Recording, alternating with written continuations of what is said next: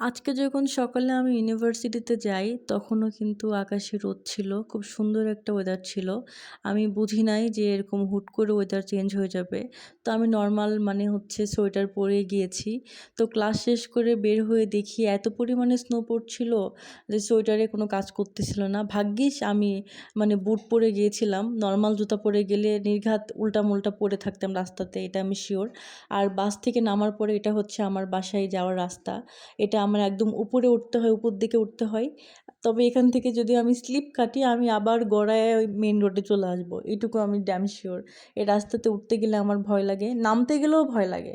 আর শুধু এই রাস্তা না, বরফ পড়ার পরে প্রত্যেকটা রাস্তায় মানে বরফ যখন একটু শক্ত হয়ে যায়, তখন প্রত্যেকটা রাস্তায় অনেক বেশি পিছলা হয়ে যায়।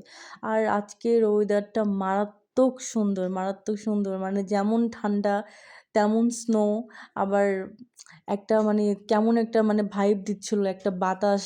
মানে কেমন কেমন লাগতেছিল, মনে হচ্ছিল শুধু কম্বলের নিচে শুয়ে জাস্ট একটা ঘুম দিব, এরকম ওয়েদার। তো আমি ফাইনালি চলে আসছি আমার বাসায়। এই যে দেখতে পাচ্ছেন, ওইটা ওইটা আমার হচ্ছে বাসা। আর সবচেয়ে ভালো ব্যাপার হচ্ছে আমার বাসার নিচে একটা ম্যাগাজিন আছে, সেটা 24 ঘন্টা খোলা থাকে। আর এই ম্যাগাজিনে আমি আমার যাবতীয় প্রয়োজনীয় সব কিছু পেয়ে যাই, ডিম, চিকেন থেকে শুরু করে নুডলস থেকে শুরু করে কোল্ড ড্রিঙ্কস, সব কিছু। আর এটা হচ্ছে আমার বাসা, একদম উপরে আমি থাকি। তো বাসায় চলে আসছি, আমি তো পুরা হাঁপিয়ে গেছি উঠতে উঠতে। বরফের রাস্তায় হাঁটতে অনেক কষ্ট হয়, আর নর্মালি বরফ না থাকলেও আমি এটাতে মানে মেন রোড থেকে আমার বাসার এ পর্যন্ত উঠতে অনেক বেশি কষ্ট হয়ে যায়, একদম হাঁপিয়ে যায় আর কি। আর আলমাটি শহর পুরোটাই শহর, মানে পাহাড়ের উপরে উঁচা নিচা উঁচা নিচা এরকমই। তো চলেন এখন হচ্ছে বাসার মধ্যে ঢুকি, দেখি কি অবস্থা। আমার সিঁড়িগুলো দেখেন কি অবস্থা, সিঁড়িতে পর্যন্ত চলে আসছে বরফ।